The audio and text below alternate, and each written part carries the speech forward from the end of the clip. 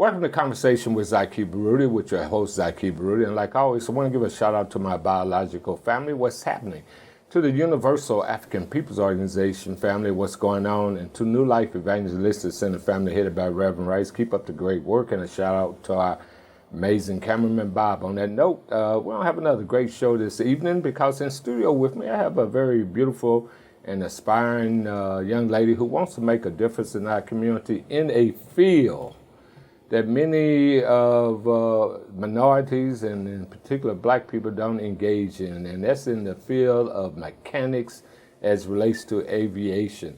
So I'm proud to introduce to you Ms. Genovia West, who's the founder and president, I assume, of Minorities in Aviation. Welcome to a Conversation with Zaki Baruti. I really appreciate it. Thank you. Okay then. Before we begin our show, and I always have my guests to provide a little background information about who I'm interviewing. So wherever you want people, all the thousands of listeners to know about Genovia West, please share. So first of all, thank you for having me here. My name is Genovia West. I'm from East St. Louis, born and raised. I graduated from East St. Louis Senior High School in 2003. And I've been interested in aviation since I was a kid. I didn't know how to get into it. So what ultimately ended up happening was I joined the Marine Corps. And when I joined the Marines, I was in for almost 10 years, and that's when I got my opportunity to actually be in aviation. I worked on helicopters as an electrician. And while I was in, I went to Embry-Riddle Aeronautical University. I got my degree in aeronautics. After I got out, I went back to school, the FAA school, to get licensed to work on aircraft engines. I'm one of the only black women in the world who's licensed by the FAA to work on airplane engines. And I started Minorities in Aviation probably 2019-20 timeframe.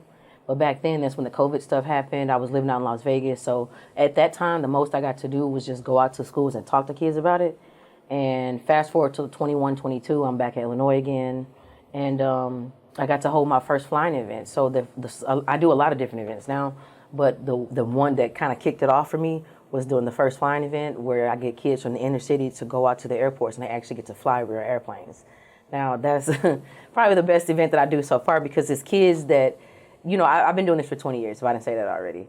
And I can never forget how I felt at 12 years old being excited about seeing an airplane or being close to an airplane or just smelling it or being, on a flight line. And then just to get to see these babies who would think they would never be able to do something like that, to give them that opportunity is like the biggest blessing in the world. I'm telling you, it's the best thing ever. So, wow, that's an interesting background. First of all, we have a shared background. You grew up in East St. Louis, which I grew up in East St. Louis. What section of town did you grow up in? I mainly grew up on 18th and State Street. 18th up and down 18th and 18th. Well, I grew up in the South End, so you were living a little high and mighty versus how we were living back in the day. I don't know about all Way that. back in the day, okay? We were like in old-time Mississippi for real. Old-time Mississippi. Yes. Actually, I worked at the school that you graduated from, East St. Louis Senior High School. But I was a rabble rouser, so I was there only for about 4 years when I had to write a public letter cracking on what I call a inefficient, I call them bootlicking Negro principal. Forgive me, folks, I just had to say that. I just had to say it. Right. Well, on that note, though, how did you become, off air we have been talking about how you became engaged in that whole field of aviation. But before we do that, let me, when you were sharing your background, so you were in the Marines 9 years. Yes, sir. What motivated you to join the United States Marines, and did you see any action like, over in Iraq and all of the other, Afghanistan and what have you? Share that. What motivated you to join the Marines? What's crazy is... Now, before you answer, I was ducking and dodging in the Vietnam War. I wasn't looking. I was like Muhammad Ali, who said no Viet Cong ever called me no N-word. I was in agreement, and I was ducking. So what got you into the United States Marines? So I didn't know, and it's going to sound pathetic, but it's true. Okay, so to this day, I'm the only person in my, not pathetic, but it is what it is. To this day, I'm still the only person in my family that graduated from college. The only other person in my family that graduated from college was murdered when I was 13. I literally didn't know that when I was 18. You say the other person who graduated from college was murdered when I was 13. Was murdered. Yes, oh, wow. Yeah. Did they ever find the killer? It was actually her husband. Oh, wow. Yeah, it was. This is in Washington Park in 1998. Oh, okay. Yeah. But yeah, so she was the only person that graduated from college, and I literally didn't know. This is the part I was saying was like pathetic. I didn't know it, but whatever. I didn't know. I didn't know that you could just go to college and get a student loan. I had no idea you could do that, and I was like, I wanted to go to college somehow, and I knew the military could offer that to me. I wasn't even planning on going. Let's start off with that. Right. I was basically done with my senior classes, and then one of the recruiters came to the school, and he was like, I was supposed to be taking him to, meet up with some other kid who wasn't there. And he's walking with me, and he's like, oh, you ever thought about joining the military? And I was like, no. Like, that wasn't even an option at first. But then he said, we can get your education. You can travel. I was definitely trying to get out of East St. Louis. And then, you can go to college for free and blah, blah, blah. And I was like, sign me up. Seriously, that's what. And then the Marines, out of all the branches, I guess, that was, I knew it was going to be more of a challenge. Right. back in the way back in the day, I used to be a little roughneck. So okay, what year we're talking about? When I joined the Marines, right? 2004. Okay, then. So did you do any overseas? Yes, sir. I went to Iraq in 2008 from 08 to 09. Oh. Back then, it wasn't as hectic as it was in the 05, 06 time range, but it was definitely crazy stuff going on every now and again. And it was my responsibility as a maintainer to make sure that the helicopters worked. So when the ground troops called for, backup, that our, helicopters could get out there. And if they came back with bullet holes, we fixed the wiring and all that stuff. Oh, okay. Yeah. I happen to be, just for our audience, also in Iraq. But before... Really? Yes. But before I get into that, we got to take a quick break. Okay. An epidemic of homelessness is sweeping throughout the United States of America. In city after city, people are ending up on the streets. Now, instead of feeling overwhelmed, as believers, we can do three things. We can give, we can volunteer, and we can pray. We can pray for the homeless refugees that we're finding in one city after another, all over the United States. So many people ending up out on the streets, and the hearts of so many are growing cold at this particular time and indifferent to the need. Jesus said, as oft as you've done it to the least of these, he said, even so you've done it unto me. When's the last time you've prayed for the homeless refugees in the United States of America, appearing in city after city, not only in major cities, but even smaller cities? So many people ending up out on the streets, even in resort areas, places you never think you'd find homeless people, they're there. Jesus said, foxes have holes and birds have nests, but he, the Son of Man, had nowhere to lay his head. Please pray for the refugees. Please pray for the homeless people in America. And pray for those that are on the front lines, the first responders, reaching out through Jesus Christ among the homeless and hurting, whether it's in Springfield or St. Louis. Your prayers and gifts to the New Life Evangelistic Center makes a big difference. This New Life Evangelistic Center, P.O. Box 473, St. Louis, Missouri, is 63166. When we contemplate the grace and the love that we see in Jesus Christ and his sacrifice on the cross, we naturally want to generously give to others. We should generously give because we so graciously and generously receive from the love and the power of God to set ourselves free from sin. Remember, Christian, it is so important to generously give as a witness of the gospel that you yourself have received in your own life. It is important to give to churches, not just money, but your time and your resources as well, recognizing what you yourself have received, because all things, all good things that we have come from our Father above. Give generously and joyfully. Welcome back to Conversation with Zaki Baruti. In studio with me is a fascinating young lady, Genovia West, who's founder of Minorities in Aviation. And on the other side of the break, we were talking about you being in the Marines, being deployed to Iraq, and I had made mention I was in Iraq, yes, but it was in 2017, and I was there as part of it, as an extension of the murder of Mike Brown. Mike Brown was one of the people that was with me, along with another activist, Anthony Shahid, and one of our members, Queen Zia, and we visited the spiritual site called Karbala. Really? Which for me was eye-opening. I had, on the Christian side, I've been in Jerusalem, but this was, for me, an awakening because there are as many Muslim pilgrimages to Karbala as it to Mecca. Everybody know about Mecca, but you know, I was in shock to find out so many folks was there, but it was a eye-opening experience. So I give praise to God for that. But we're talking about your reality, yeah, okay? I had to So stop myself from continuing to ask more questions. that's no problem. We'll make it back and forth, sir. okay then. So you were in the Marines, and you got into mechanics on working on Yes, sir. helicopters and airplanes. So when you got back here, I mean, my original question was, what was your early experience in terms of getting into the field of aviation? You know, You were sharing with me what you had shared off air. yeah, my early experience of going into aviation. What stimulated you at that contest? Okay. I was about to say, I got to take a field trip once to McDonnell Douglas. Back in the day, it was McDonnell Douglas before Boeing took them over. And we got to go into the hangar, and I got to see. I was about to say, How did you get on the field trip? But share about you got chosen. Oh, okay. Yes. I apologize. Yes. So Okay. there was some type of competition. It was an essay competition. At your high school? I don't even remember. It was some type of camp, somewhere. I don't remember. I just remember. How old were you? I was 12 years old. You were 12 years old, and it was a contest.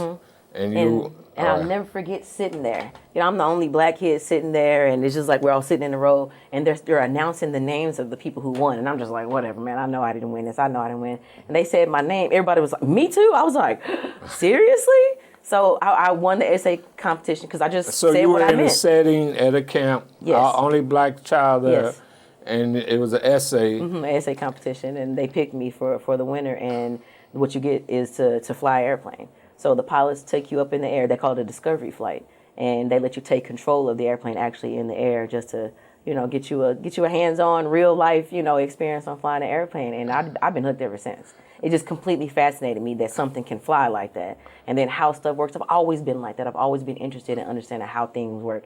Like if you had to put a microwave in front of me when I was 13, I was probably taking it apart just to try to figure out how it works. So it's just aviation, it fascinated me, and it still does fascinate me the same way. Like I get just as excited at 39 as I did at 12, when I first got into it. But yeah, that was the beginning for me, and I've been hooked ever since.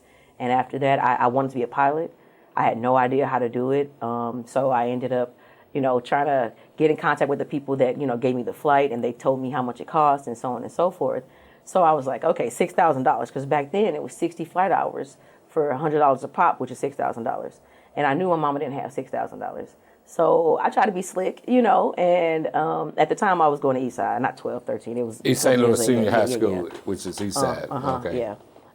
So I was going to Eastside at the time. I think I was in 9th grade, if I'm saying the time frame correctly. But yeah, I knew we didn't have $6,000. So I had the bright idea to, if there's a nice car, then somebody's got money. So I never forget, it was a green Jaguar. A nice car that a teacher is driving. Yes, and in your mind, that if they got a nice car, they got some money. All right.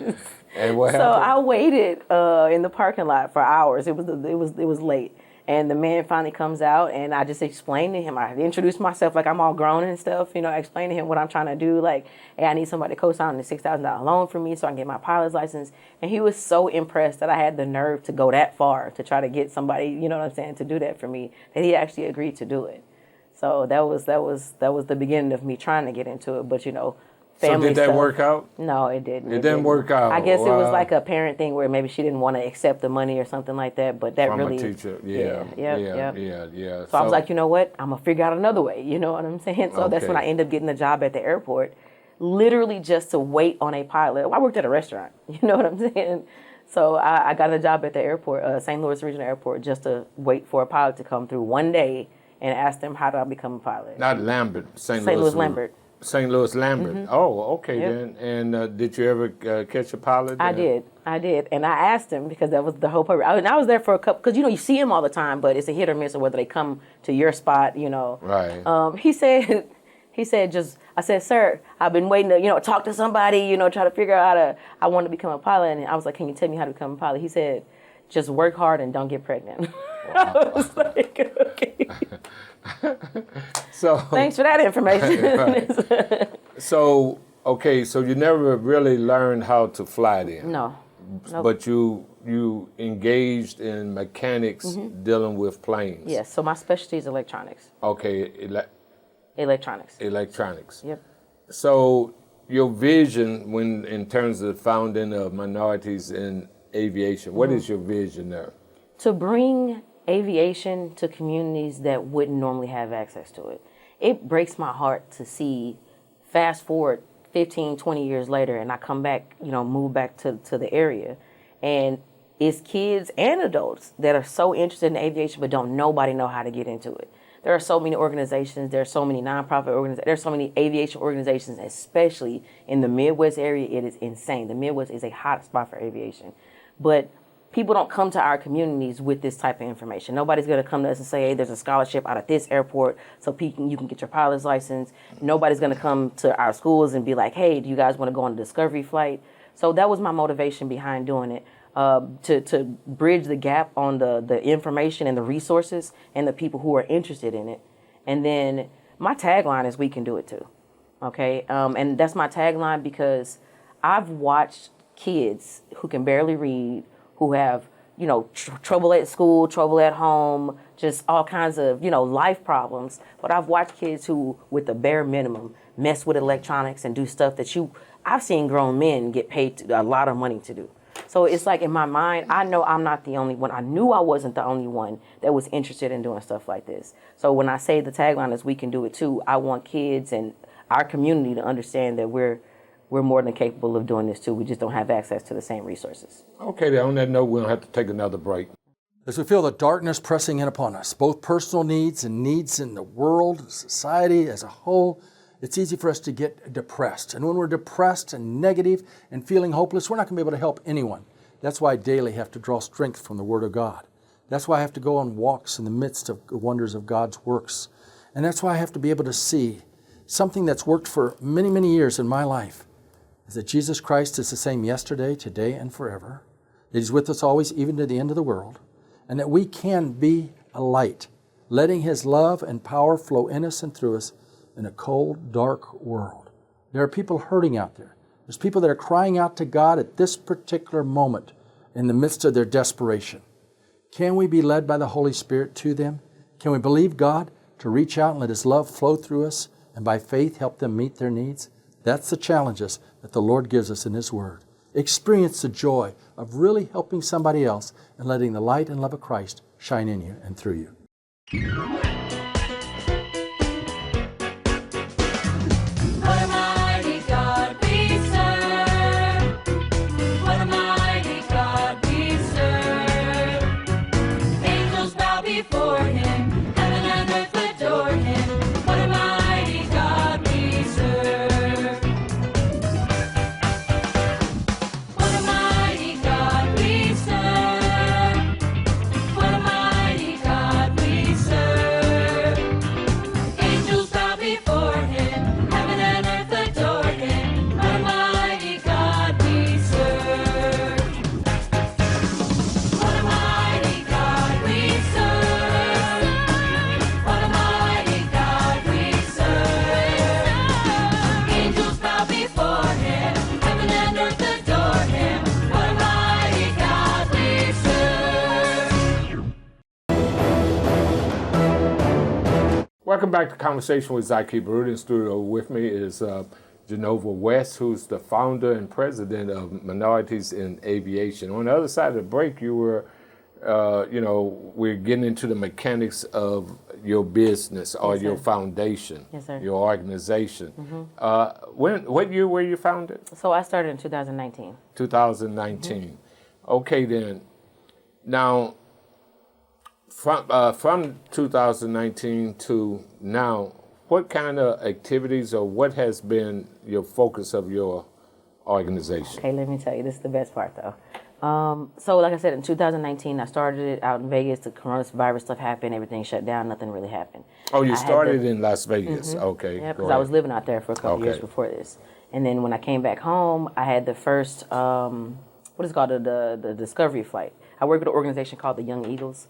and that was the first event that I held, where it was like 75 kids came up there to fly airplanes. It was crazy. What year? I mean, what age group? For the young Eagles, it's ages 8 to 17. 8 to 17. And yes. they met out. Where did they meet? At the Cahokia Airport, St. Louis. I think it's St. Louis Regional in Cahokia. Okay. Yeah, and then everybody came out there. I got all the Minorities in Aviation T-shirts and gave them out. I served everybody food, and it was amazing. Okay, then. So, and most of the students, were they from our community? Oh, but absolutely. predominantly black They all were. audience? Yes, I had Hispanics there. I even had Indians there, Native or Middle Americans, Easterns, or something like that. But anybody, I welcome anybody into it, because it's such an amazing experience that most of us don't get to.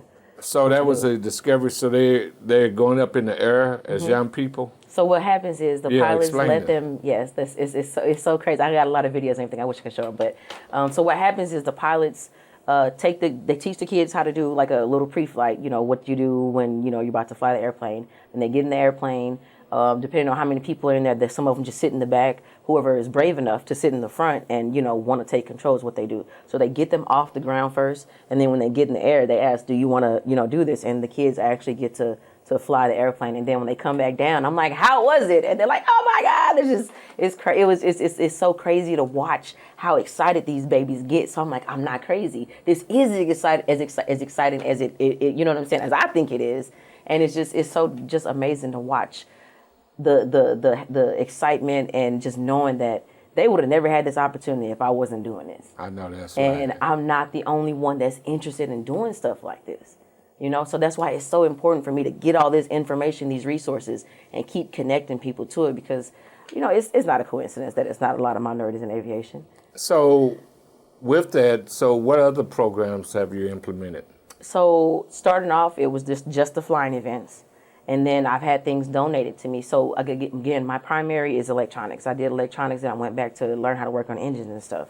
But the majority of the time I did electronics. That's my, master field.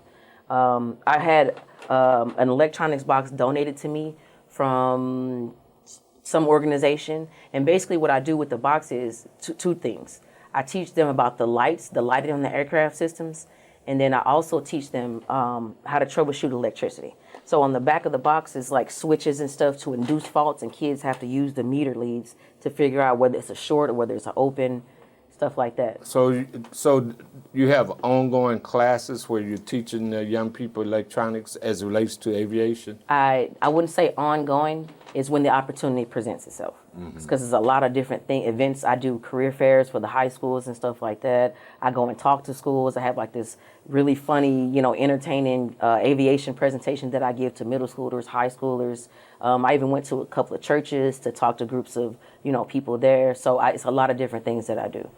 So in terms of economic opportunities in that field, I want you to share what are those opportunities. But before we do that, we got to take one last break.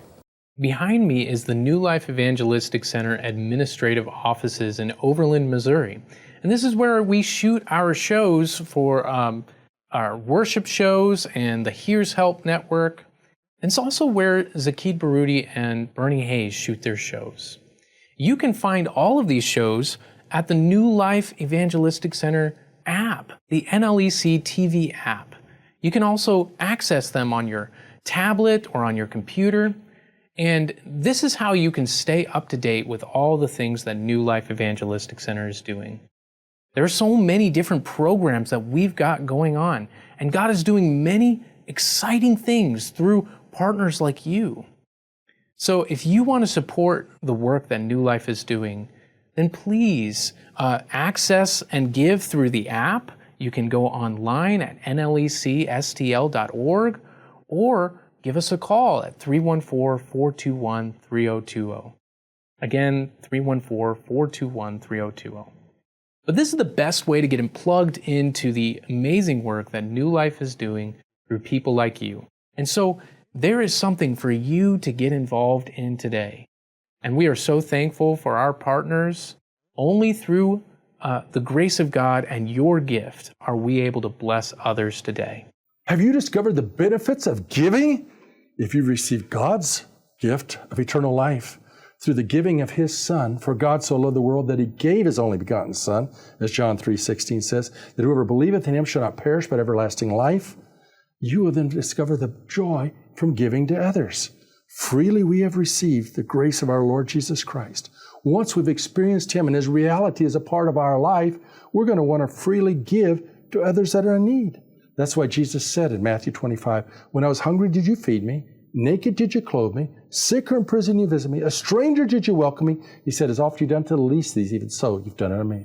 So first, receive God's free gift of eternal life. It's a free gift, for by grace are you saved, that not of yourself, it's a gift of God.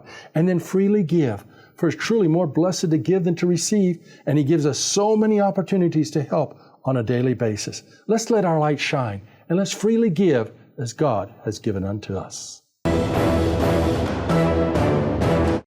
Welcome back to Conversation with Zaki Baruti. I want to have a couple more minutes with our guest, Genovia West. Genovia, your vision going forward in terms of getting more minorities in the field of aviation. What is your vision, and how can the listening audience help you? So my plan is to create a place that I can bring kids or adults to, because I can teach anybody. Is to get funding to build a place, a hangar, classroom type area, so that I can teach electronics, so that I can get people hands-on experience. Again, that's aviation electronics. Yes, aviation electronics, absolutely. Because Okay. if you work on an airplane, you can work on anything. That's true. But yeah, that's my plan, is to get funding, to find funding, to build my own facility, so I'm not bouncing around, to different people's places and doing so on and so forth. And then through this facility, people will get training, kids will get training, adults will get training, whatever. The aviation industry is desperate for bodies. And this is something else I really want to say too, if you can work on a car, you can work on an airplane. People just don't know it. And then you get paid way more money to work on an airplane than you do to work on a car. So I just want to, again, connect these resources, create my own facility, get this training going. I actually have 3 airplanes now that I would love to get, adults who are interested in, build a team to teach people how to maintain the aircraft. There's so much work out here, it's crazy. And I'm just trying to fill those gaps with minorities. Yeah, and not only in aviation, they're looking for the people who guide the planes into the air control. All of it. Yeah, They're looking for technicians, electricians, engines, pilots. The industry is just wide open for people to flood in. And I'm just trying to, close that Make gap. that happen. Yes, sir. So to make it happen, if somebody out here in the audience wanted to reach out to you, how would they get in contact with you? Okay, so my website is www.minoritiesandaviation.aero. My email address is founder@minoritiesandaviation.aero, AERO, Alpha Echo Romeo Oscar. And then my business phone number is 618-424-4386. Say it again. My phone number is 618-424-4386. Okay, then that's a great vision. And you say you have 3 planes? Yes, I just got 3 aircraft donated. Where are they located at right now? They're actually in somebody's yard over on the east side, because I didn't have any hangar space. I was just trying to move too many pieces. But yeah, those 3 aircraft, they're not flyable yet, but I would love to get a team of minorities, adults, teenagers, whoever, because you've never seen a team of minorities build an airplane before. So that's something I'm really excited about doing, is getting that team together and recording all that, putting it on YouTube, so on and so forth, just getting other people exposure. Because mathematically and scientifically, I could restore it myself, but I want to put other people in the game, you know what I'm saying? And the things that people can learn from me, they'll be able to take it anywhere. I know that's right. So we got to make that happen. So all of you out there, let's make that happen so that vision comes true. And we get more people into that field, especially there's a shortage. On that note, I want to thank you for sharing Thank you. your concept with our audience. And to my audience, elections are coming up, and you know what I'm going to say. You need to know about the issues. You need to go and vote. That is a responsibility of everybody, as well as everyone needs to belong to an organization that speaks truth to power. We say join the Universal African Peoples Organization. On that note, may God bless each and every one of you. See you next time.